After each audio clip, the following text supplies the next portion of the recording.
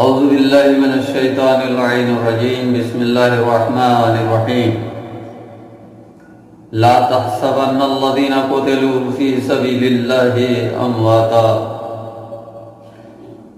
خدا کی راہ میں شہید ہونے والے کے بارے میں ہرگز یہ گمان نہ کرنا، نہ سوچنا کہ وہ مردہ ہے، بلکہ وہ زندہ ہیں اور اپنے پروردگار کے پاس رزق پاتے ہیں۔